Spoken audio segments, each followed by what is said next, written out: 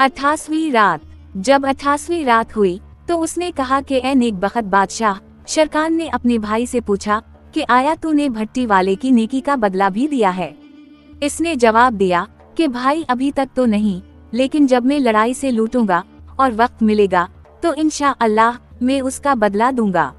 अब शरकान को ये भी यकीन आ गया कि जो कुछ इसकी बहन नुज़हत उस ज़माने कहा था सच था, लेकिन उसने अपना और बहन का भेद किसी पर जाहिर नहीं किया और उसके शौहर हाजिब के हाथ उसे सलाम कहला भेजा और बहन ने भी इसके हाथ सलाम का जवाब दिया और उसे दुआ दी और अपनी बेटी क़ज़ी फ़िकान की हालत दरियाफ्त की। शरकान ने जवाब दिया कि वो खैरियत से है और सही वो सलामत है। इस पर उसने खुदा का शक्र अदा किया और शरकान की शक्र गुजार हुई और शरकान कोच के बारे में मशवरा करने अपने भाई के पास चला गया। भाई ने कहा कि ए भाई, लश्कर मुकम्मल हो चुका है और गाड़ियां हर जगह से आ चुकी हैं। इसके बाद उसने हुक्म दिया कि खाने पीने का सामान और असलहा तैयार किए जाएं। अब ज़ब अलमकान अपनी बीवी के पास गया, चूँकि इसके हमल के 5 महीने खत्म हो चुके थे और उसने ज़ाचे और हिसाब जानने वाले अपनी बीवी के लिए मामूर किए और उनके लिए रोज़ीने और तनख्वाहें मुकर्रर कर दें, और बाद अज़ीं कि शाम की फौज को आए हुए 3 महीने गुजर चुके थे और गाड़ियां और फौजें हर तरफ से पहुंच चुकी थीं। वो रवाना हो गया और फौजों और लश्करों ने कोच कर दिया और बेशुमार सिपाही चल दिए।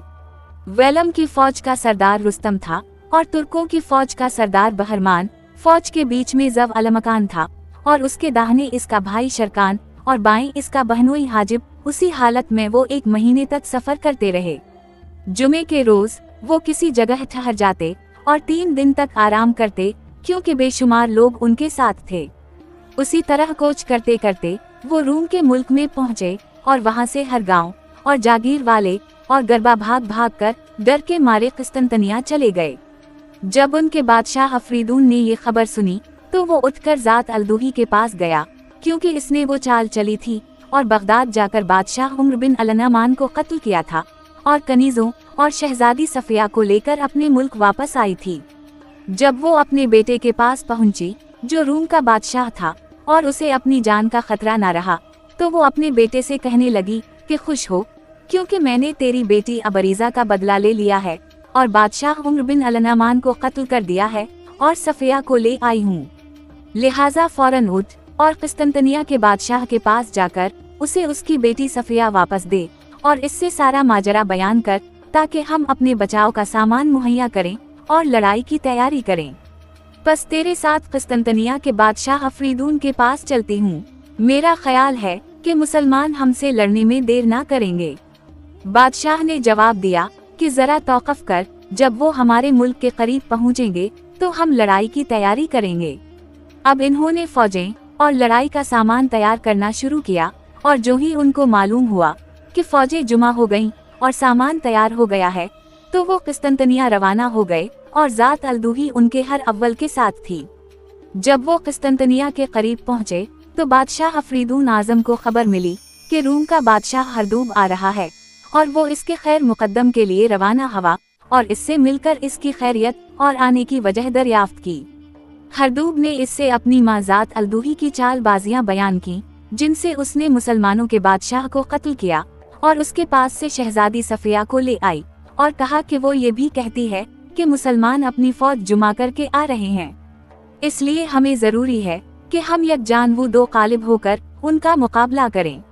बादशाह अफरीदून को अपनी बेटी की वापसी और उम्र बिन अल-नमान के कत्ल पर बड़ी खुशी हुई और उसने मदद मांगने के लिए सारे मुल्कों में एलची भेज दिए और इन्हें बादशाह उम्र बिन अल-नमान के कत्ल होने का सबब कहला भेजा। अब ईसाइयों की फौजें जौक दर जौक आनी शुरू हो गईं और अभी 3 महीने पूरे ना होने पाए थे कि रूम की फौजें मुकम्मल हो गईं और हर 4 तरफ से फिरंगी आ पहुँचे, मसलन फ्रांसीसी और जर्मन और दोबरा और जौरना और बनतकिया और पीले रंग के बाकी तमाम लोग। जब फौजें मुकम्मल हो गईं और उनसे मैदान भर गए तो बादशाह अफरीदून आज़म ने हुक्म दिया कि क़िस्तिनतनिया से कोच करें, और वो रवाना हो गए और दिन तक बराबर कोच करने के बाद वो वादी अल-नमान के पास पहुँचे, जो समंदर के करीब एक बड़ी वसी वादी है। फौजें वहाँ 3 दिन ठहरे और चौथे दिन जब इन्होंने वहाँ से कोच का इरादा किया तो इन्हें खबर मिली कि इस्लाम की फौजें और खैर अली नाम की मिल्लत के हामी आ रहे हैं। इसलिए वो 3 दिन और वहाँ ठहर गए और चौथे दिन इन्हें गर्द उठती दिखाई दी, यहाँ तक कि चारों तरफ अंधेरा छा गया। अभी एक पैर दिन गुजरा था कि गर्द फटी और हुआ में मिलकर उड़ गई और नेज़ों के सितारों और तलवारों की बजलियों ने इसका अंधेरा दूर कर दिया और इसके नीचे से इस्लामी झंडे और मोहम्मदी अलाम नमूदार हुए और सवार समंदर की मौज की तरह आगे बढ़े और ज़िरह बख्तर में वो ऐसे मालूम होते थे जैसे चांद के ऊपर बादल। अब दोनों लश्करों में मिडभीड़ हुई और 2 समंदर मौजजन हुए और आंख से आंख मिली तो पहला शख्स जो मैदान में जंग के लिए आमादा हुआ वजीर दंदान था और शाम की फौजें जिनकी तादाद में 1000 सवार थी और वजीर के साथ तुर्की सरदार रुस्तम और डेलमी सरदार बहराम में 1000 सवारों के साथ थे।